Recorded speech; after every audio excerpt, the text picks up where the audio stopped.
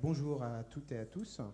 Alors aujourd'hui, je vais vous parler de l'atmosphère de Saturne vue par Cassini. Donc Cassini, la mission, pas le scientifique, d'accord. Bien que la mission ait été dénommée en l'hommage du scientifique. Donc j'ai été présenté, je n'ai pas besoin de me présenter. Si des personnes sont sur les réseaux sociaux, voici mon alias Twitter, si vous voulez l'utiliser pour dire que je dis n'importe quoi ou pas. Voilà, donc alors, on va parler de Saturne. Alors qu'est-ce que Saturne ? Saturne est ce qu'on appelle une géante gazeuse. Alors, géante gazeuse, pourquoi géante ? C'est assez clair ici quand on voit à l'échelle. Donc nous, on est quelque part ici, d'accord ? Et voici Saturne, voici Jupiter, à peu près à l'échelle, d'accord ? Donc vous voyez par exemple que la grande tache rouge de Jupiter, que vous connaissez, fait à peu près la taille de la Terre. Et donc pourquoi gazeuses ? Parce qu'elles sont formées principalement de gaz, c'est-à-dire qu'elles sont dépourvues de surface. Dépourvues de surface, ça veut dire que, elles ont peut-être un tout petit noyau au centre, ça on ne sait pas encore tout à fait exactement. Mais ce qui est certain, c'est que si jamais on plongeait à l'intérieur de Saturne, qu'est-ce qu'on aurait ? En fait, on aurait un gaz de plus en plus dense. Le gaz deviendrait de plus en plus dense, et à un moment, il devient tellement dense qu'il se comporte comme un liquide métallique. Voilà. Donc, même s'il n'y a pas de surface, on s'écraserait quand même, mais ce serait un petit peu compliqué. On serait désintégré petit à petit dans l'atmosphère de Saturne. Alors, où sont situées ces planètes ? Elles sont situées relativement loin. Alors, là, vous avez la distance au Soleil, en sachant que 1, c'est la distance Terre-Soleil. Donc, du coup, vous voyez qu'elles sont situées plus loin. Elles sont situées à 5 unités astronomiques et 10 unités astronomiques. Et surtout, elles sont très grandes. Donc, grosso modo, elles ont un rayon qui est 10 fois plus grand que celui de la Terre. Donc, elles sont énormes. Saturne est connu pour ses anneaux. Et autre chose de notable par rapport à la Terre, c'est qu'elle tourne très vite. Elle tourne à peu près 2 fois plus vite que la Terre. Ça veut dire que la journée dure à peu près 10 heures. Donc si vous avez l'impression d'avoir déjà des journées bien remplies, imaginez si vous étiez sur Saturne, ce serait encore pire. Voilà. Alors, donc je parlais de composition atmosphérique. Alors, il y a quelque chose de très notable sur ces planètes par rapport à la Terre. Donc, comme vous le savez, la Terre est formée d'oxygène, de diazote, l'atmosphère de la Terre. L'atmosphère de ces planètes géantes est formée majoritairement de dihydrogène et d'hélium. Et le dihydrogène et l'hélium, c'est à peu près la composition du Soleil. Donc ça nous apprend des choses sur les modes de formation de ces planètes. Ça veut dire que l'atmosphère de ces planètes est probablement proche d'une atmosphère primaire. Alors, atmosphère primaire, c'est quoi ? C'est comme la forêt primaire et la forêt secondaire. Ça veut juste dire qu'elle a gardé l'atmosphère qu'elle a eue au moment de sa formation, au moment de la formation du système solaire. Sur Terre, ce n'est pas le cas. La Terre a perdu son hydrogène et son hélium et a gardé le diazote et l'oxygène principalement, et puis un petit peu d'eau. Alors, comme je vous disais, qu'est-ce qui se passerait si on plonge dans ces planètes ? Alors, si on plonge du haut de l'atmosphère, on plonge comme ceci. Alors oui, j'ai oublié de dire, certains intitulés sont en anglais. Ne vous formalisez pas, regardez juste les dessins. Voilà. De toute façon, s'il y a quelque chose en anglais à louper, je l'expliquerai oralement. Voilà. Donc du coup, que se passe-t-il si on plonge dans ces planètes ? Alors en fait, évidemment, il y a la haute atmosphère, mais ça, je ne vais pas en parler. Ensuite, on rentre dans la stratosphère. Alors, la stratosphère, c'est comme sur Terre. C'est un endroit où la température est anormalement chaude. C'est-à-dire, normalement, elle devrait être plus froide que plus bas, mais elle est plus chaude que plus bas. Sur Terre, c'est à cause de la présence de l'ozone, ce qu'on appelle la couche d'ozone, que vous connaissez. Et bien sûr, sur Saturne, il y a une couche, un peu comme la couche d'ozone, sauf que c'est une couche de méthane qui va créer cette zone chaude dans l'atmosphère. Et ensuite, si on continue, là, le trait que vous voyez, c'est la température. On voit qu'ensuite, la température se remet à augmenter plus on plonge profond dans l'atmosphère de Saturne, pardon. Mais c'est la même chose sur Jupiter. Ça veut dire que plus on plonge profond, plus il fait chaud. Et là, on se trouve dans la troposphère. Et ça, c'est habituel. Enfin, c'est quelque chose qu'on connaît avec notre propre expérience. Si vous montez en haut d'une montagne, vous avez plus froid. Si vous montez encore plus haut dans un avion, vous avez plus froid. Si au contraire vous allez plus profond, d'accord, par exemple à la vallée de la mort, qui est un petit peu encaissée aux États-Unis, vous allez avoir de plus en plus chaud. Et alors il y a quelque chose de très particulier qui se passe dans cette région-là. Alors le niveau qu'il y a ici, là, il y a un zéro, mais c'est juste pour dire que quand on observe Saturne, quand on la voit, c'est ce niveau-là à peu près qu'on voit, vers là, à peu près, un petit peu au-dessus du niveau zéro. Ça veut dire qu'on voit des nuages, et en fait ce sont des nuages qui sont des nuages d'ammoniac. Donc c'est un peu spécial, hein. Les nuages sur Terre, c'est des nuages d'eau. Là, ce sont des nuages d'ammoniac.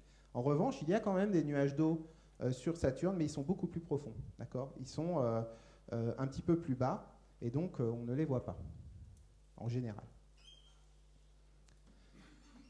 Alors ensuite, je ne vais pas expliquer tout ce schéma, mais dans la stratosphère, il y a du méthane et des hydrocarbures, en gros ce qui peut former l'essence par exemple. Et le méthane et les hydrocarbures, comment ils se forment en fait ? Eh bien, c'est qu'en haut de l'atmosphère, il y a du méthane. Et qu'est-ce qui se passe ? C'est que les rayons UV, ceux qui nous donnent des coups de soleil, au méthane, ils lui donnent des coups de soleil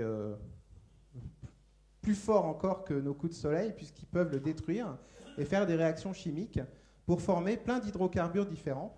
Il va y avoir toute une chimie très complexe que je ne vous détaillerai pas, mais en gros, il se passe énormément de réactions chimiques.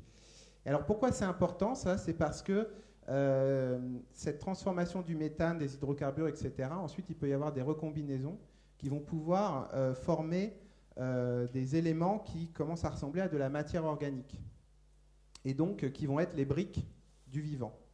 Ça ne veut pas dire qu'il y a des petites bêtes qui vont se former spontanément, d'accord ? Ça veut juste dire qu'il va y avoir des briques chimiques de ce qui a formé le vivant. Et c'est aussi pour ça qu'on s'intéresse à ces planètes, et c'était l'un des buts de la mission Cassini. Alors, puisque c'est le festival des deux infinis, je vais aller vers l'infiniment petit, c'est-à-dire que lorsqu'on regarde la lumière à plusieurs longueurs d'onde, il y a certaines longueurs d'onde où il y a une signature particulière de ces molécules. En fait, c'est comme ça qu'on les détecte. On ne va pas dans l'atmosphère, on tourne autour de l'atmosphère et on regarde la lumière dans certaines longueurs d'onde. Et certaines longueurs d'onde sont particulièrement utiles pour regarder le méthane, les hydrocarbures, etc., etc. Alors, de Cassini à Cassini. Alors, tout d'abord, avant de parler de mission spatiale, de la mission Cassini elle-même, on va remonter un petit peu dans le temps. Alors, vous êtes ici, d'accord ? Alors ça, c'est une échelle qu'on appelle une échelle logarithmique. Ça veut juste dire qu'à chaque pas ici, on multiplie par 10 la distance au Soleil, d'accord ? Parce que c'est tellement grand que si je devais faire le schéma en échelle pas logarithmique, il faudrait que j'aille tout là-bas pour vous expliquer où est Voyager. Donc ici, vous avez la Terre, ici, vous avez Saturne, et là, vous avez la mission Voyager, ça doit être à peu près il y a quelques années qu'elle était là, c'est-à-dire qu'elle est aux limites du système solaire, et avant d'atteindre les limites du système solaire, elle a visité, dans un alignement assez exceptionnel, elle a visité Jupiter, Saturne, Uranus et Neptune. En fait, elle a juste survolé. Donc vous imaginez bien que pour étudier l'atmosphère, pour étudier les phénomènes, ok, c'est utile, on peut prendre des photos, on peut faire des mesures, mais ensuite, la sonde, elle était repartie vers Uranus, ensuite Neptune, etc. Donc, en fait, c'est des missions Voyager qu'est né le concept de Cassini, d'accord, de la mission Cassini, c'est de se dire qu'il y a des choses... Alors, voilà, c'est habituel. Donc, on parle d'envoyer des fusées dans l'espace, et puis, en fait, on n'arrive pas à régler son Wi-Fi. Voilà. Donc, qu'est-ce que je disais ? Oui, donc c'est les missions Voyager qui ont préfiguré les missions Cassini. Grâce aux missions Voyager, on voyait qu'il se passait plein de trucs intéressants sur Saturne. Et donc, là, a mûri le fait d'envoyer une sonde dans l'espace. Et pour mesurer la progression, le début de l'exploration spatiale, hein, c'est en 1957. Donc, honnêtement, c'est il n'y a pas très longtemps. C'est il y a 60 ans seulement. Et donc, du coup, pardon. Bon, ces petites boules-là, elle a servi à rien. C'était juste, on l'a envoyée en orbite, puis elle a envoyé un bip-bip, et on a reçu depuis la Terre le bip-bip. En fait, c'est assez fondamental, parce que ça veut dire qu'en gros, on s'est arraché à notre attraction, à notre gravité terrestre, pour aller visiter l'espace. Et on peut mesurer les progrès faits, d'accord, parce qu'il y a 60 ans, on envoyait juste une petite boule qui faisait bip bip, et 60 ans plus tard, on visite Saturne, on visite les confins du système solaire, etc. etc. Donc, bon, disons que c'est quelque chose en 60 ans qui a plutôt progressé et plutôt bien marché. Alors, encore avant, la révolution précédente, ça c'est une première révolution, la révolution précédente c'était celle de Galilée, c'était aussi une révolution technologique, parce que Galilée, il est allé récupérer des lunettes astronomiques auprès des Néerlandais, a priori, qui étaient spécialistes de la question, et donc avec ce nouvel outil, il a fait des nouvelles découvertes, et les nouvelles découvertes, c'est que ce qui était des points dans le ciel avant, sont devenus des sphères et sont devenus des objets avec des particularités. Donc là, vous avez Mars ici, Jupiter, là c'est les phases de Vénus, et surtout, vous voyez Saturne avec ses anneaux. Donc en gros, on a pu commencer à caractériser Saturne avec ses anneaux, et pas très longtemps après, Saturne a été étudié par quelqu'un qui s'appelle Jean-Dominique Cassini, qui donc a donné son nom à la mission Cassini. Il a fait beaucoup de découvertes. L'une des découvertes, c'était le fait que les anneaux ont un espace qui est complètement vide au milieu. On en reparlera après. Et une autre de ces découvertes, c'était d'avoir découvert la grande tache rouge de Jupiter. Alors, si vous vous souvenez des images de Jupiter, là c'est inversé parce que c'est la convention des astronomes. Les astronomes n'ont pas la même convention que les géographes. Ils mettent le nord en bas. Mais ça n'a aucune importance, n'est-ce pas? C'est juste une question de référence. Mais c'est juste pour vous dire que si dans les images vous voyez la grande tache rouge ici, d'accord, là c'est inversé, et donc la tache qu'il y a ici, a priori, était la grande tache rouge qui a été observée par Cassini, qui donc en a tiré des dessins, etc., etc. Alors après, la mission qui porte son nom, sur le chemin pour aller vers Saturne, a fait un petit survol de Jupiter et a pu acquérir un certain nombre d'images dynamiques. Là, vous le voyez sur ce petit film, vous voyez l'atmosphère de Jupiter qui est en train de bouger. Alors pourquoi je vous montre ce film également? C'est parce qu'en réalité, on peut mesurer les vents. Simplement, on regarde un nuage en particulier, qui a une forme en particulier, et puis on suit son évolution au cours du temps, et comme ça, on peut mesurer les vents sur Jupiter. Et donc, on retrouve là l'atmosphère, la grande tache rouge de Jupiter. Les petits points que vous voyez passer de temps en temps, c'est des satellites qui passent devant le Cassini. Donc, Cassini, la mission, cette fois, donc à partir de maintenant, quand je parlerai de Cassini, c'est la mission. Enfin, sinon, ce serait un peu bizarre qu'on ait envoyé Jean-Dominique Cassini en orbite autour de Saturne. Ou même que Cassini est équipé d'une caméra infrarouge. C'est un peu bizarre. Donc, en gros, la mission Cassini a embarqué un certain nombre d'instruments. Je ne vais pas parler de tous les instruments, je vais parler surtout des instruments qui servaient à mesurer l'atmosphère. Et donc, cette mission a duré... donc, en gros, elle a été construite dans les années 90. Donc là, vous la voyez... là, vous avez... un homme ou une femme d'ailleurs, qui vous donne l'échelle, d'accord? Donc vous voyez que c'est une sonde quand même assez grosse, et qui donc a commencé à acquérir des mesures autour de 2004, et s'est arrêté en 2017. Donc ça, c'est la couverture d'un magazine qui a commémoré la fin de Cassini. Donc Cassini a terminé son existence en plongeant dans l'atmosphère de Saturne. Donc comme une météorite, vous plongez dans l'atmosphère de Saturne, ça frotte, ça chauffe, et puis vous disparaissez et vous n'existez plus. Voilà. Donc c'est quand même assez remarquable après à peu près 14 ans d'observation. Pourquoi c'est important 14 ans d'observation? C'est parce qu'une année Saturne, c'est 30 ans terrestres. C'est assez long. Ça veut dire qu'en réalité, la mission Cassini, elle était là pour une demi-année de Saturne. Ça veut dire qu'elle a pu regarder les changements selon les saisons. Je regarde que ma fille est toujours là. Alors, pour vous expliquer un peu le principe, mais vous le connaissez, c'est le principe des caméras infrarouges. Là, ce que vous voyez, c'est la Terre dans le visible. Alors, pourquoi on la voit comme ça? Bon, là, c'est un satellite autour de la Terre. Qu'est-ce qu'on voit ici? On voit le jour et on voit la nuit. Ça, c'est si on regarde dans les longueurs d'onde visibles, celles de nos yeux. Si maintenant on regarde dans les longueurs d'onde infrarouges, donc pas celles de nos yeux, enfin on voit un tout petit peu dans le proche infrarouge, mais c'est vraiment très peu. Quand on regarde dans l'infrarouge, on voit aussi la nuit. Donc du coup, dans l'infrarouge, on va avoir accès à d'autres informations. Et pourquoi est-ce qu'on voit ici la nuit? C'est parce que dans l'infrarouge, si vous voulez, on voit la température, entre guillemets. C'est-à-dire que dès que vous allez avoir des contrastes dans l'infrarouge, ce sont des contrastes de température. Pourquoi les nuages ici, on les voit comme étant très blancs dans l'infrarouge? En fait, on les voit comme étant très blancs parce qu'ils sont très froids, parce qu'ils sont très hauts, d'accord? Et du coup, dans l'infrarouge, on les voit avec une forme différente. Et même dans certains canaux de l'infrarouge, on peut voir, dans certaines longueurs d'onde, on peut voir des espèces chimiques, moléculaires, en particulier, par exemple, la vapeur d'eau.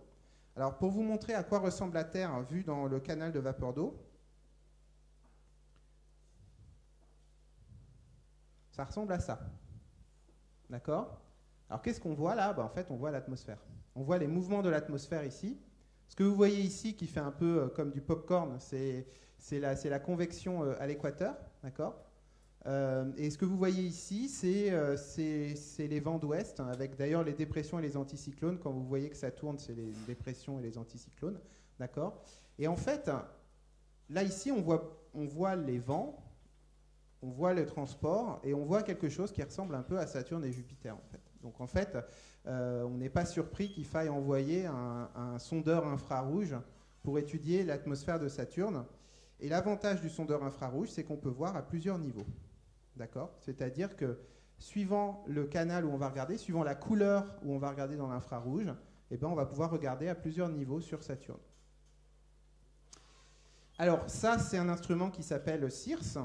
Donc il y avait aussi sur Saturne un instrument qui s'appelait ISS, qui était une caméra dans le visible. Il y avait par ailleurs un autre instrument qui regardait dans le visible et l'infrarouge, un instrument qui regardait aussi dans l'ultraviolet, et puis des instruments radio et radar. Donc en gros, si vous voulez, le principe c'est que, comme on n'allait pas envoyer une sonde comme ça tous les 4 matins, on a mis dans cette sonde des caméras qui regardaient dans toutes les longueurs d'onde, qui regardaient dans toutes les couleurs, qui regardaient partout. Alors, avant de vous parler de Saturne, je vais vous parler un petit peu de ce qu'il y a autour de Saturne, parce que c'est assez sympa. Alors, tout d'abord, ce qu'il y a autour de Saturne, ce sont ses anneaux. Est-ce que vous connaissez l'épaisseur des anneaux de Saturne ?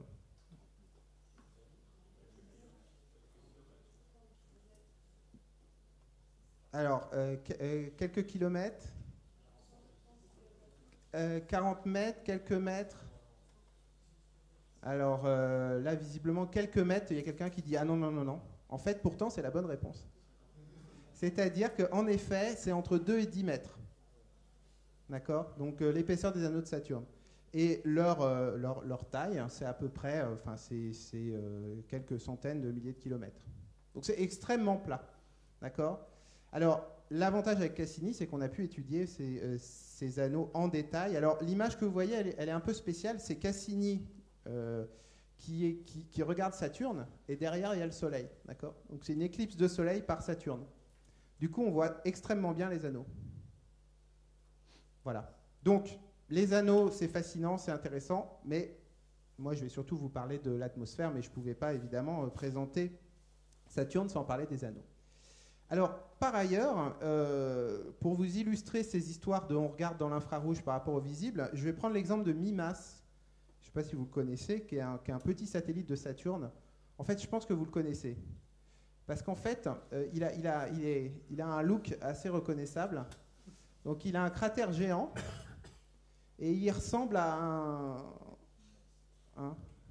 donc, vous connaissez toutes et tous ceci. Donc c'est l'étoile noire de Star Wars.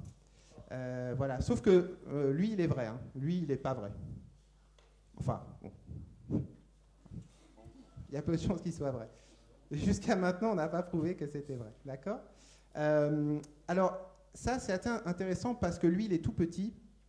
Et en fait, il est à la limite de la taille que peut avoir un corps en restant rond. D'accord ? Les astéroïdes, ils ont tous des formes bizarres parce qu'ils sont petits. Dès qu'un corps commence à être suffisamment gros, qu'il commence à tourner sur lui-même, en gros, il va commencer à avoir une forme ronde. Et là, on est un petit peu à la limite. Et c'est d'autant plus remarquable il s'est pris un impact assez mastoc, et du coup ça lui a laissé un cratère énorme. Voilà. Bon, mais si je vous montre mi-masse, c'est parce que ça c'est dans le visible, donc il ressemble à Star Wars, et dans l'infrarouge, il ressemble à Pac-Man. Donc du coup, on apprend des choses en regardant dans l'infrarouge, d'accord? Il y a une personnalité cachée, c'est qu'en fait l'étoile noire, en vrai, c'est Pac-Man. Alors, pourquoi ça? C'est très très bizarre, mais c'est juste que en fait, la nature du sol, donc là c'est la température, là ici c'est plus chaud et là c'est plus froid, et on n'a pas exagéré les couleurs, hein, c'est-à-dire il y a 20 degrés d'écart entre là et là. En fait, c'est simplement que le sol ici, il n'a pas la même conductivité thermique que le sol là. Et donc, du coup, il ne va pas conduire la chaleur de la même façon. Ça veut dire que, du coup, sa température ne sera pas la même. Comme si vous aviez du métal ici et puis de la roche ici. D'accord? Sa température ne serait pas la même, le métal serait plus chaud.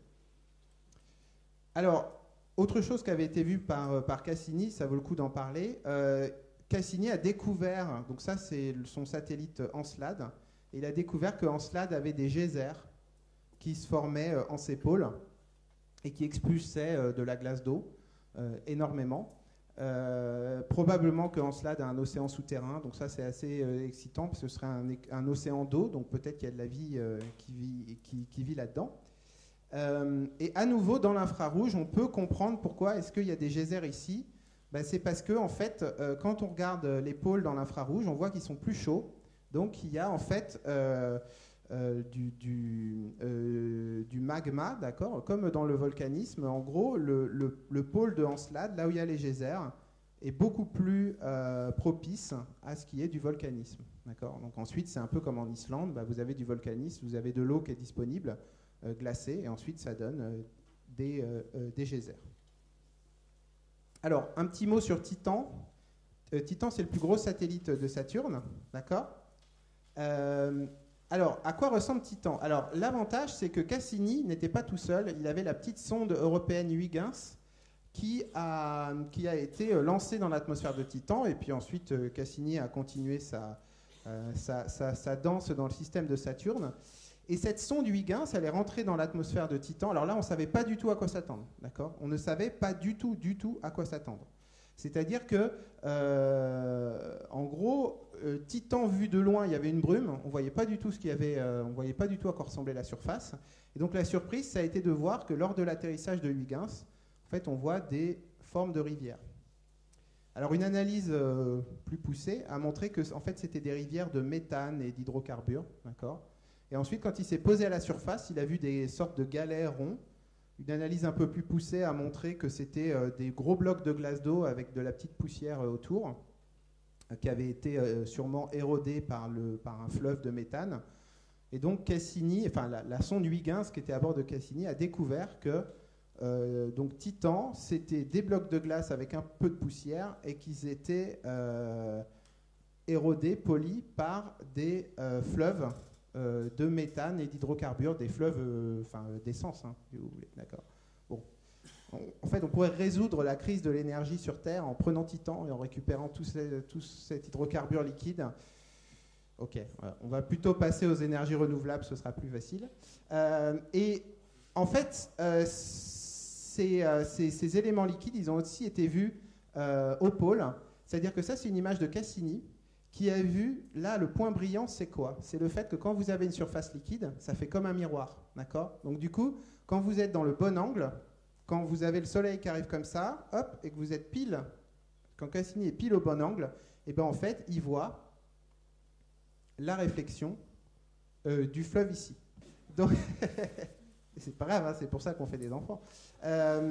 Donc, Cassini, en fait, avait un radar. Et l'avantage, c'est que le radar, il voit très bien les surfaces liquides parce que la lumière radar, en fait, elle se réfléchit très mal sur le liquide, à l'inverse du visible.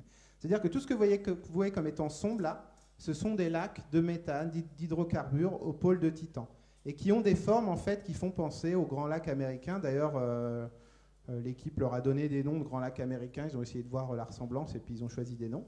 Voilà. Donc du coup, c'est vraiment. Et puis Titan, il y a aussi des nuages de méthane, des pluies de méthane. Donc en fait, c'est comme le cycle de l'eau chez nous, mais avec du méthane.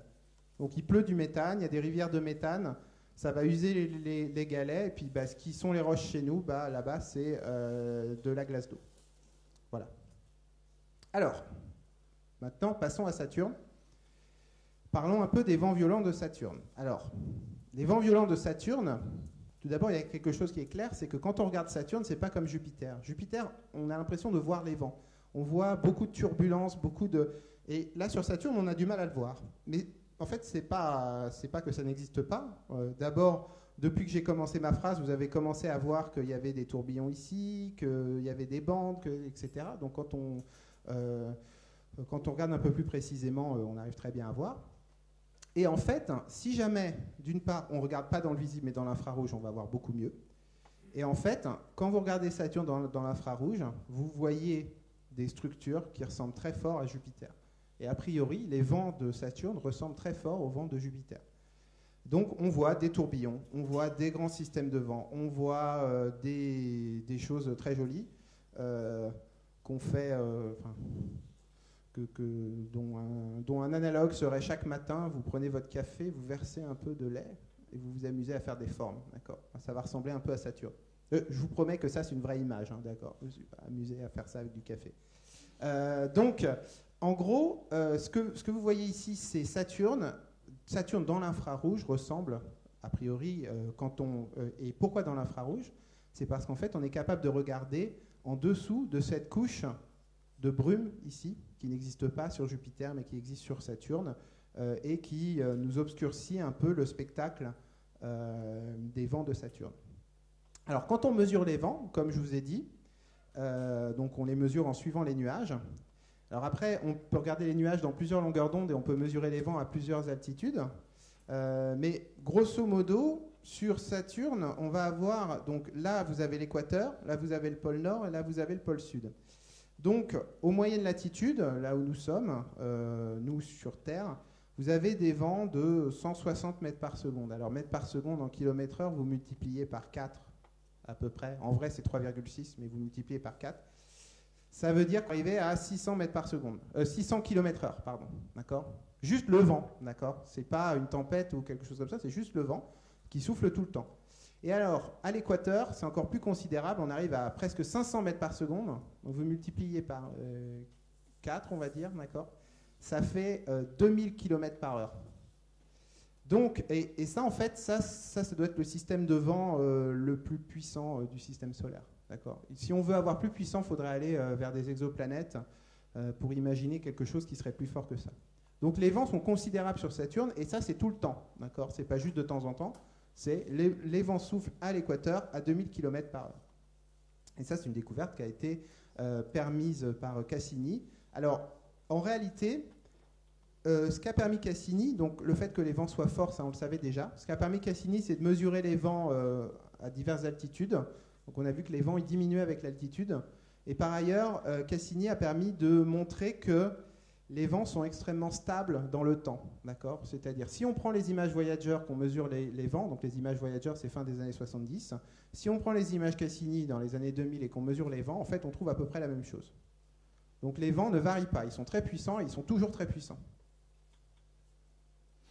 Et alors, en fait, quand vous avez des vents aussi forts, vous avez aussi des différences de vent très forts. C'est-à-dire, quand vous êtes ici, que vous êtes quasiment à rien km par heure, et qu'ici vous êtes à quelque chose comme 400 km/h, d'accord, ou même plus, 500-600 km/h, vous avez une différence de vent entre deux régions qui est très forte. Et ça, on appelle ça du cisaillement. Pourquoi on appelle ça du cisaillement ? Parce que ça fait, en gros, ça fait comme un ciseau, d'accord ? Et du coup, ça veut dire que quand vous faites comme ça, d'accord, ben vous allez avoir tendance à faire tourner, d'accord ? Si je ne bouge pas ma main là et que j'ai ma main qui va très très vite ici, je vais créer des petits tourbillons. Et ces petits tourbillons, en fait, ils sont souvent vus à la lisière, à la frontière entre deux vents qui sont très forts, ou un vent très fort et pas de vent du tout. Et ça, en fait, bon, ça porte un nom barbare d'instabilité de Kelvin Helmholtz. Je dis barbare, mais s'il y a des scientifiques dans la salle, ils verront exactement de quoi je veux parler. Ça existe aussi sur Terre, et c'est très souvent vu. Vous avez même probablement déjà vu des formes de nuages comme ça, ici. Un petit peu en virgule comme ça. Alors là, c'est suivant l'horizontale, hein, sur Saturne. Ici, là, je regarde une carte horizontale.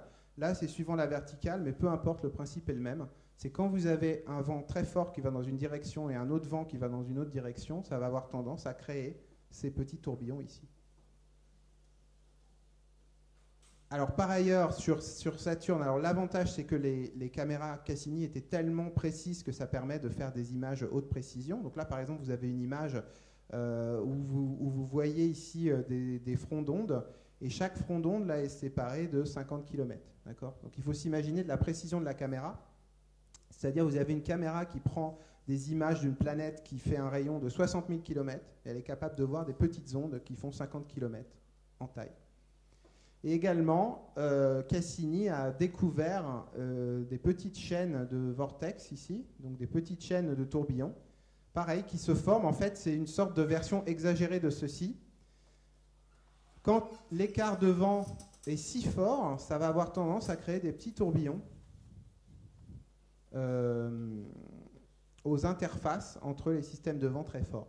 Chez vous, vous pouvez essayer, si vous avez une baignoire, vous pouvez aussi essayer de faire ça. Vous la remplissez d'eau froide et vous prenez votre pommeau de douche, vous faites couler de l'eau chaude et à un endroit, vous mettez de l'eau chaude.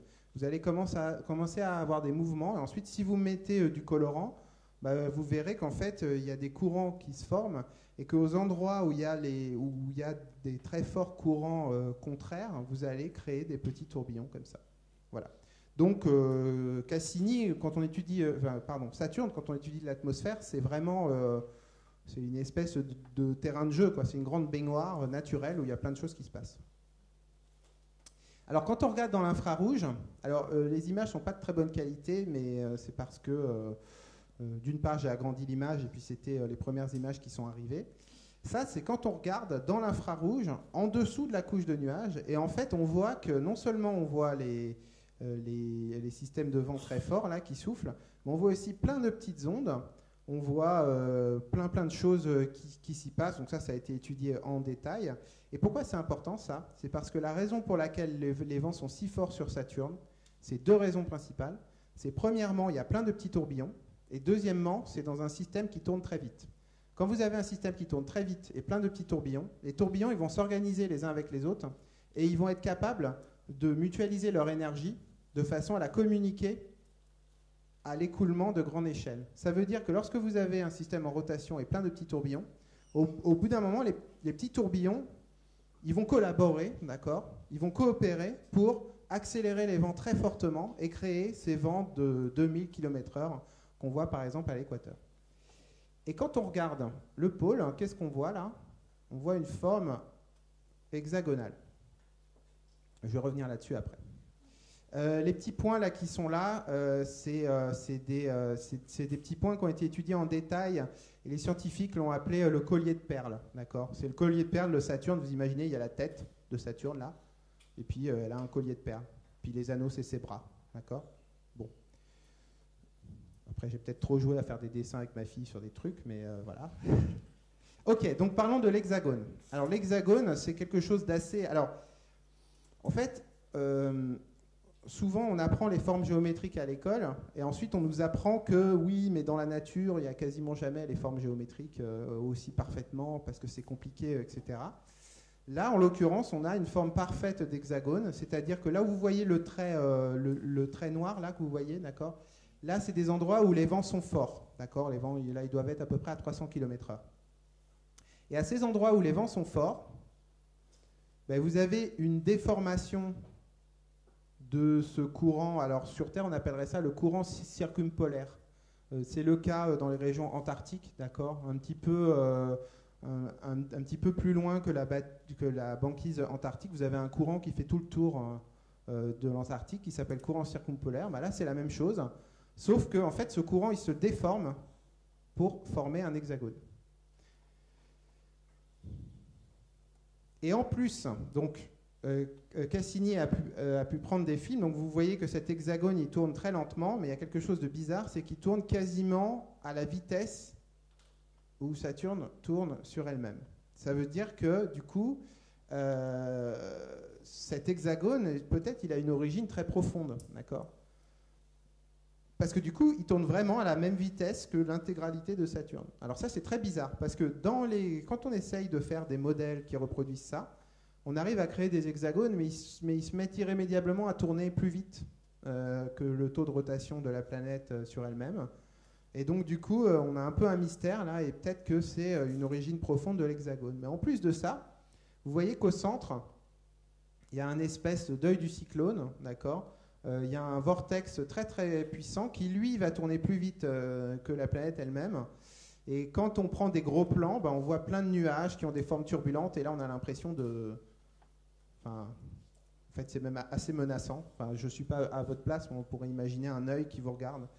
Voilà. Et donc, ça, en fait, c'est une vue zoomée, d'accord ? C'est une vue agrandie de ce que vous voyez ici. Alors, pourquoi Saturne a un vortex aussi puissant, aussi grand à ses pôles ? Ça reste un petit peu mystérieux.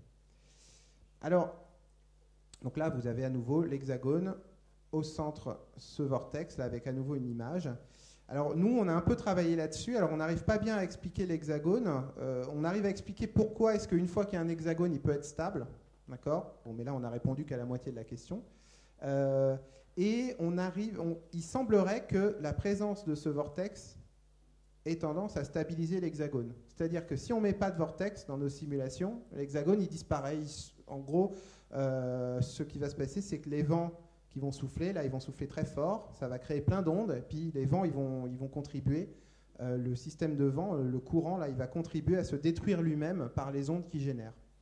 Or, il semblerait que si on met le petit vortex central, là, eh ben ça contribue à le stabiliser. Bref, il y a plein de mystères autour de l'hexagone, et c'est quelque chose que Cassini a vraiment révélé, c'est-à-dire que ça avait été vu par Voyager, mais on pensait que c'était une structure qui était juste là comme ça, et puis elle allait disparaître. Mais en fait, ce que Cassini a montré, c'est qu'elle est très stable, et que donc sur toutes les images, on voit toujours un hexagone. Bon, il peut un peu changer de couleur, mais voilà. Et alors au sud, il n'y a pas d'hexagone. Alors ça aussi, c'est un mystère. Si un jour on trouve, on pourra faire plein d'articles scientifiques là-dessus, mais au pôle sud de Saturne, c'est complètement désordonné. D'accord ? Donc là vous avez bien un vent qui fait le tour du pôle. Là, vous avez le pôle. Mais ensuite, vous n'avez pas de forme hexagonale. C'est complètement désordonné. Et au pôle de Jupiter, c'est pareil. Alors, Cassini a aussi vu des orages. Alors, des orages, ça peut être des orages, plutôt des petits orages. Alors, je dis des petits orages, mais évidemment, là, ça fait quand même quelques milliers de kilomètres de large, d'accord ? Mais parce que la planète est grande. Bon, ça c'est des orages. Alors, ce que vous voyez là, pourquoi c'est blanc ? C'est parce qu'en fait, je vous ai parlé précédemment du fait qu'il y a des nuages de glace d'eau qui se forment dans les profondeurs de Saturne. Et en fait, quand vous avez un orage, vous avez des mouvements très forts vers le haut qui remontent les petites particules de glace. Mais en fait, quand on dit que c'est des petits orages, c'est parce qu'il y a plus gros. Alors, je ne sais pas si vous voyez très bien. Là, vous voyez là, ça, là. Là, ici, là. En fait, on voit une petite tache blanche. Alors, au début, elle n'avait pas été remarquée. La raison pour laquelle ils se sont mis à la remarquer, c'est parce que Cassini a aussi des instruments qui mesurent le champ magnétique et le champ électrique. Et à ce moment-là, les mesures de champ électrique étaient devenues complètement folles et donc semblaient indiquer qu'il y avait de l'orage de façon très intense. D'accord ? C'est-à-dire, imaginez un orage sur Terre, de temps en temps vous avez un éclair, c'est déjà assez... ça fait peur. Et bien là, en fait, c'est comme s'il mesurait un éclair toutes les secondes. D'accord ? Donc, comme ça. Et il y avait une petite tempête ici qui commençait à apparaître. Sauf que cette petite tempête s'est révélée être une énorme tempête. Alors, ce que vous voyez, ça, c'est une image Cassini. Ça, c'est une image obtenue par les astronomes amateurs. C'est-à-dire que même les premiers à voir ça, c'était des astronomes amateurs. C'est-à-dire que, évidemment, Cassini est loin, donc il met du temps à rapatrier les données, et les scientifiques mettent un petit peu de temps à les analyser. Et c'est d'abord des astronomes amateurs qui se sont dit « Oh, mais il se passe quelque chose là sur Saturne ». Donc vite, les scientifiques se sont précipités sur leurs données pour étudier les données Cassini. Et là, vous voyez, il est un peu plus gros l'orage qu'ici. Là, il commence à faire la taille de la Terre. Donc là, vous avez un orage qui fait la taille de la Terre, d'accord ? Donc c'est comme si, vous imaginez un orage, vous êtes l'été sur la Côte d'Azur, et vous avez un orage, d'accord ? Vous imaginez ça, mais de la taille de la Terre. Et en fait, comme il est à l'intérieur d'un système de vent, il va se mettre à se déplacer. Et ensuite, dans les mois suivants, en fait, l'orage a été vu sur tout le pourtour de la planète, tout simplement parce que ce centre d'orage ici, il était transporté par les vents, et donc il perturbait l'atmosphère de Saturne sur sur toutes les longitudes, avec évidemment des remontées considérables de nuages de glace. Alors, ce genre de phénomène n'est pas nouveau, il avait été vu en 1990, mais comme vous le voyez, il avait été vu à une autre latitude en 1990. C'est un phénomène même régulier qui avait même été vu depuis le début du XXe siècle. Mais ce qui est bizarre, c'est que ce phénomène-là, en fait, on ne sait pas pourquoi il est saisonnier. On ne sait pas pourquoi il apparaît qu'à certaines saisons. Et je vais vous dire pourquoi. Parce qu'a priori, ces nuages, ils se forment très profonds. Et là où ils se forment, normalement, il n'y a pas de contraste saisonnier de température. C'est-à-dire que les variations de température à cause de la saison, on les voit très haut, mais là où les nuages se forment, il n'y a pas de variation saisonnière de la température, donc on ne sait pas vraiment pourquoi est-ce que ces nuages sont des phénomènes saisonniers. Et quand on regarde la température, donc quand on regarde dans l'infrarouge, donc vous vous souvenez, l'infrarouge, c'est ce qui a révélé que Mimas, en fait, n'était pas l'étoile noire, mais Pac-Man. Donc quand on regarde l'atmosphère, en fait, on voyait une énorme tache dans la stratosphère, donc au-dessus. Et cette tache, ce qu'elle dénote, c'est un chauffage de 80 degrés. D'accord ? C'est-à-dire, avant la tempête, l'atmosphère était à une certaine température, 140 Kelvin, et ensuite elle a augmenté de 80 degrés. Et ça, pareil, on ne sait pas pourquoi. Alors, je vous dis beaucoup de choses, on ne sait pas pourquoi, on a des idées, d'accord, mais il n'y a pas de théorie définitive là-dessus. Et donc, ensuite, on a pu étudier ce chauffage dans la stratosphère. Et d'ailleurs, cette grosse tache-là de 80 degrés, donc dans la stratosphère, ça c'est plus haut, donc on regarde dans l'infrarouge, donc on regarde plus haut. Les vents qui tournent autour de cette tache-là, ils font 300 mètres par seconde. Donc pareil, vous multipliez par 4, ça fait 1200 km/h. Donc vous imaginez bien, vous avez une tempête ici, de la taille de la Terre, qui a induit un chauffage de 80 degrés plus haut, avec des vents qui tournent autour de cette tache de chaleur qui font à peu près 1200 km/h. Donc évidemment, quand on s'intéresse aux phénomènes extrêmes, tout de suite, il y a des choses très intéressantes qui se passent sur Saturne et que Cassini a révélées. Cassini a aussi étudié les saisons, parce que comme je vous le disais, donc il est arrivé à peu près à l'été nord. Non, excusez-moi, il est arrivé à l'hiver nord. Et tout ça, c'est la mission Cassini, et il a terminé à l'été nord, pardon. Et donc, il a pu couvrir comme ça une moitié d'année de Saturne. Ça veut dire que Cassini a fait des mesures qui ne sont pas aussi spectaculaires que l'hexagone, que la tempête, etc. Mais il a mesuré les variations saisonnières de température. Et ça, pour les scientifiques, c'est extrêmement important. C'est extrêmement important parce que si vous voulez comprendre les processus dans l'atmosphère, vous devez être capable de reproduire les variations selon les saisons. Alors, un petit élément un petit peu amusant sur les saisons, c'est le fait qu'il y a des changements de couleur suivant les saisons. Donc là, par exemple, ça c'est au début de la mission, donc pendant l'hiver nord, et l'hémisphère nord était plus bleu. Alors pourquoi il était plus bleu ? C'est parce qu'en fait, il y a plus d'aérosols, il y a plus de brume dans l'atmosphère de Saturne à cette saison. Alors le fait que les aérosols et la brume puissent faire changer de couleur, ça ne va pas vous surprendre si vous connaissez Mars, ou même si vous ne connaissez pas Mars, c'est pas grave, vous allez apprendre quelque chose. C'est qu'en fait, par exemple, les couchers de soleil sur Mars, ils sont bleus.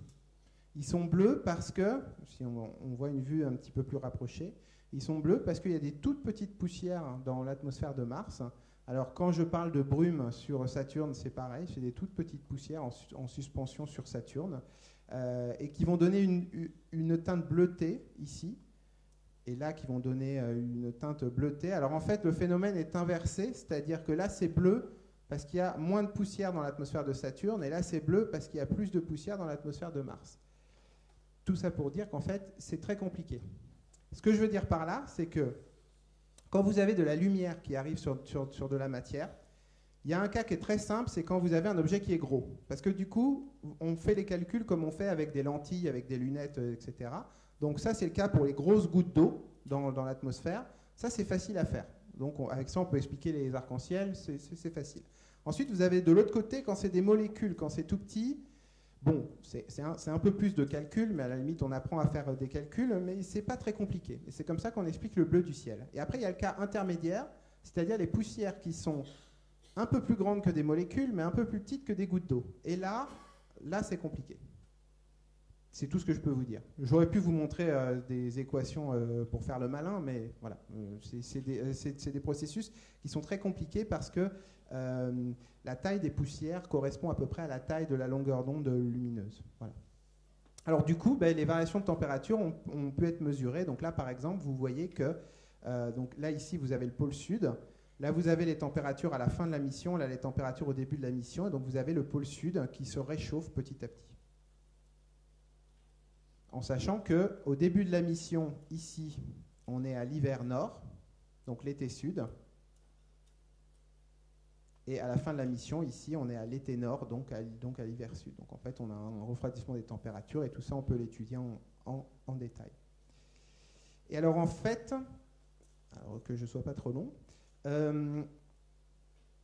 il y a aussi un phénomène très très bizarre qui a été vu dans la stratosphère de Saturne. Donc là c'est la coordonnée verticale et là c'est la latitude. Et en fait, en faisant des cartes de température, les scientifiques se sont rendus compte qu'il y avait, enfin je dis les scientifiques, des collègues à moi, se sont rendus compte qu'il y avait des très fortes variations de température suivant la verticale.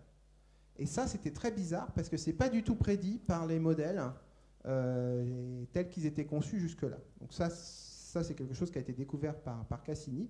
Et par ailleurs, quand on regarde les variations de température avec le temps mesurées depuis les télescopes, alors ça, c'est fait depuis 1980 par le même scientifique, donc avec la même méthode. Donc là, vous voyez qu'il y a des grandes barres d'erreur et ici des plus petites barres d'erreur. C'est pas parce que le scientifique est devenu plus intelligent avec le temps, c'est parce que les instruments se sont améliorés. Enfin, probablement qu'il est devenu plus intelligent avec le temps. Et en gros, à ces variations spatiales, on voyait sont associées des variations temporelles de température à l'équateur, dans la stratosphère de Saturne. Alors ça, c'est extrêmement bizarre et on a des idées pour l'expliquer. C'est lié aux ondes atmosphériques et ce que ces ondes font sur le fluide, sur l'écoulement fluide de grande échelle. Mais ce qui est intéressant, c'est qu'en fait, ce type de phénomène, il existe aussi dans la stratosphère de la Terre. Et il est beaucoup étudié parce que, en gros, en deux mots, les ondes atmosphériques, quand elles se propagent, j'ai un schéma pour vous expliquer ça. Alors, je ne vais pas expliquer tout le schéma, c'est le genre de schéma dont les scientifiques raffolent parce qu'on voit tout, mais du coup, on n'arrive plus trop à lire. En gros, ce qui se passe, c'est que ces variations de température dans la stratosphère, elles existent parce qu'il y a plein d'ondes. Là, vous voyez, chaque point, c'est des ondes atmosphériques différentes qui arrivent et qui vont accélérer ou ralentir l'écoulement et donc créer des vents, donc des variations de température, etc., etc. Ce qui est important, c'est que par ailleurs, ces ondes, elles vont aussi créer des vents qui vont aller d'un hémisphère à l'autre. Et là, ça commence à être intéressant parce que vous pouvez transporter, grâce à ces vents, des espèces. Et sur Terre, la question s'était posée dans les années 50, parce que les scientifiques, ils n'arrivaient pas à comprendre pourquoi est-ce que la concentration en espèces radioactives et la concentration en ozone et la concentration en eau n'étaient pas la bonne. C'est-à-dire qu'en fait, ils connaissaient, a priori, sauf essai nucléaire secret, ils connaissaient les sources dans l'atmosphère, et leurs espèces, ils les retrouvaient de l'autre côté de la Terre. Et ils ne comprenaient pas pourquoi. Et tout ça, ça a été étudié. Et en fait, ces études sur Terre ont permis de montrer qu'en réalité, dans la stratosphère, il y a plein de circulations qui transportent les espèces d'un hémisphère à l'autre. Et ça, c'est important sur Terre également parce que, par exemple, quand vous avez une éruption volcanique qui balance plein de cendres dans l'atmosphère, la latitude à laquelle l'éruption va survenir et la hauteur à laquelle elle injecte des particules est très importante parce que suivant la latitude, suivant si c'est un volcan puissant, soit alors ça va juste envoyer des cendres ici, puis ça ne va pas aller jusqu'à la stratosphère et être transporté, impact local du volcan, ou sinon, si ça va suffisamment haut et au bon endroit, ben, tous ces vents, toutes ces circulations vont répartir les cendres dans toute l'atmosphère et donc vont faire d'un volcanisme local un événement climatique global. C'est comme ça que, par exemple, la température globale refroidit dans les quelques années qui suivent une éruption volcanique majeure. Bref, ce qu'on voit sur Saturne existe aussi sur Terre et est fondamental pour le climat terrestre. Donc du coup, ce qu'on apprend sur Saturne, on va en apprendre plus sur les mécanismes qui se passent aussi sur Terre. Voilà. Alors, un petit mot pour finir, il me reste 5 minutes. Je vais vous parler un petit peu de ce qu'on fait nous. Ce qu'on fait nous, c'est évidemment, donc je dis nous parce que c'est vraiment une équipe, d'accord. La science, c'est un travail en équipe. On n'est pas des, d'une part, on n'est pas des génies et d'autre part, on n'est pas solitaires. Voilà. Donc nous, ce qu'on fait, c'est qu'on, bon, évidemment, on exploite les données des instruments, mais on fait aussi des modèles pour essayer de comprendre l'atmosphère de Saturne. Et notamment, on a un modèle. Alors, je vais passer ça pour aller un petit peu plus vite. Nous, on a fait un modèle où on essaye de reproduire les vents très forts sur Saturne. Alors, il y a des choses qu'on arrive à faire, il y a des choses qu'on n'arrive pas à faire. Les choses qu'on arrive à faire, c'est qu'on arrive bien à reproduire les vents aux moyennes latitudes, on arrive bien à reproduire les tourbillons, on arrive bien à reproduire pourquoi est-ce que ces vents existent et quelle est leur valeur par rapport à l'observation. Ça, c'est très bien. Par contre, les vents de 2000 km/h à l'équateur, ça, on n'arrive pas à les reproduire. Donc, sûrement qu'il manque des phénomènes physiques dans nos modèles et on doit réfléchir. Et il y a autre chose, c'est, est-ce que vous voyez un hexagone là? Alors, si vous me répondez oui, vous ne pouvez pas travailler avec moi, parce que c'est pas vrai en fait, il faut être honnête, c'est pas du tout un hexagone. Et donc, alors, évidemment, si on voulait vraiment voir un hexagone, on pourrait voir un hexagone, mais chez nous on appelle ça les yeux de la foi, c'est-à-dire qu'on voit ce qu'on veut voir. Et donc, en gros, mais ça c'est très intéressant, c'est-à-dire qu'en science, un résultat positif est intéressant, un résultat négatif est aussi intéressant. Le résultat positif dont je vous ai parlé précédemment, c'est dans un modèle simplifié, idéalisé, on met un hexagone, on arrive à le maintenir.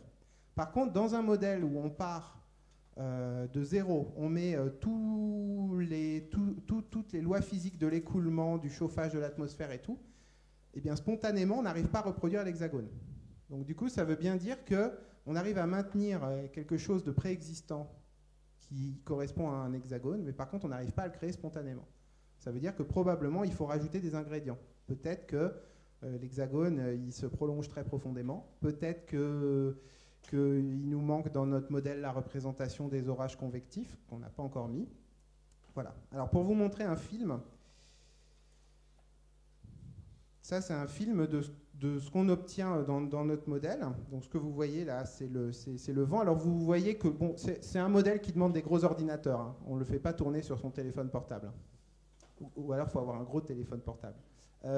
Et donc vous voyez qu'il y a des structures extrêmement détaillées. Vous voyez ce que je vous avais dit précédemment, c'est-à-dire Saturne n'a pas l'air d'être très turbulent, mais ça c'est juste parce qu'il y a de la brume, parce qu'en réalité il l'est. Et là vous voyez que, alors on arrive à reproduire le vortex central, donc ça on est content, c'est super, mais alors vous voyez que ça c'est pas du tout un hexagone. Alors là on plonge puis on va remonter. Puis là, on va tracer une autre quantité qui s'appelle la vorticité, peu importe, mais c'est juste que ça représente mieux les tourbillons. Et là, vous voyez tous les petits tourbillons, toutes les petites taches rouges, là, c'est des petits tourbillons. Et en fait, avec ce type de modèle, on peut expliquer ce que je vous disais tout à l'heure, c'est-à-dire le fait que, pourquoi est-ce qu'il y a des vents très très forts sur Saturne? C'est parce que tous ces petits tourbillons vont pouvoir être organisés par la rotation de la planète et donner naissance à des vents très forts. Et tous ces mécanismes-là, qui sont... de la mécanique des fluides assez avancée, ce sont des mécanismes qu'on peut étudier à l'aide de nos modèles. Voilà.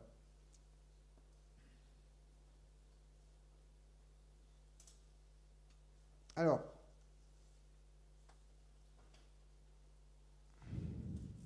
pour finir, je voulais juste vous dire 2 mots sur la mission Juno autour de Jupiter, même si je sors complètement du cadre, puisque la présentation était sur Cassini. Mais quand même, ça vaut le coup de vous dire qu'actuellement, il y a une mission orbitale autour de Jupiter qui s'appelle Juno. Donc ça, c'est une vue d'artiste, hein, d'accord. Il n'y a pas une autre sonde qui a pris en photo Juno. Hein. Ça coûte déjà assez cher d'en envoyer une. Quoique, enfin, je dis cher, mais par rapport à certains autres budgets, c'est vraiment rien.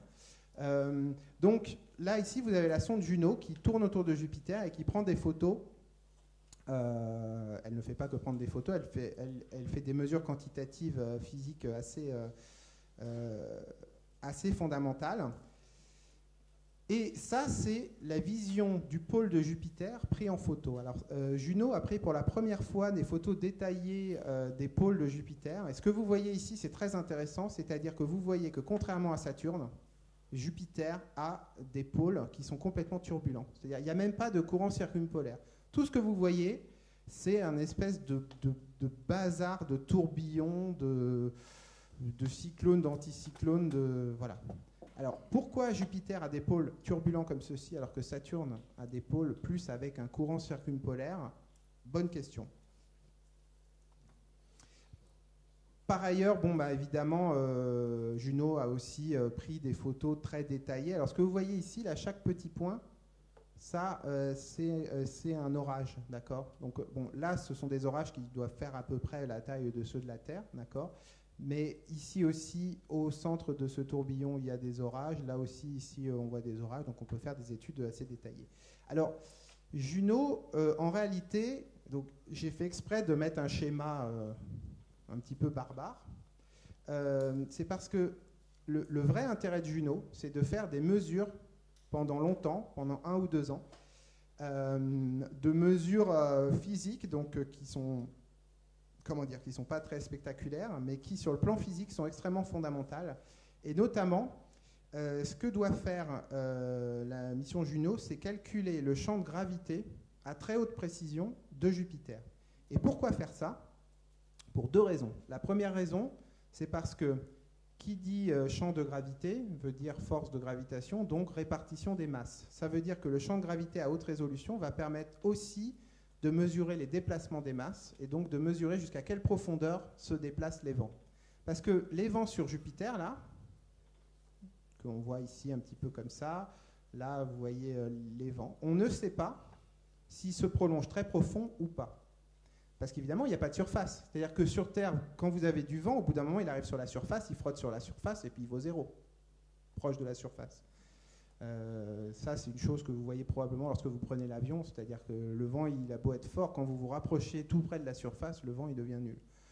Mais ici, il n'y a pas de surface. Ça veut dire, est-ce que les vents ils sont superficiels ou est-ce qu'ils vont dans les profondeurs de la planète? Ça, pareil, bonne question.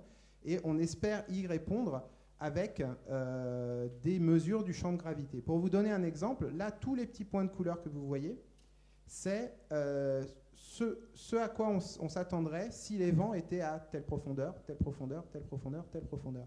Et donc, la mission Juno, donc là, c'est Saturne, mais il se trouve que Cassini va donner les mêmes informations.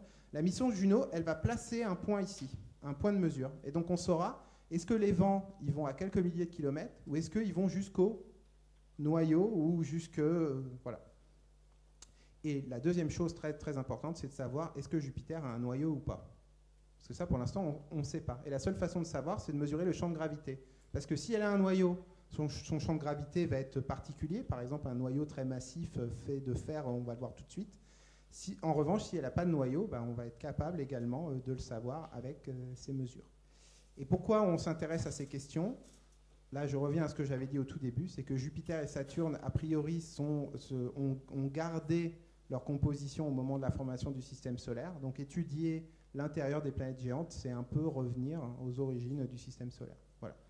Donc, je vous laisse avec cette citation qui représente assez bien ce qu'on avait avec Cassini. Et si vous avez des questions, je serais ravi d'y répondre. Merci de votre attention.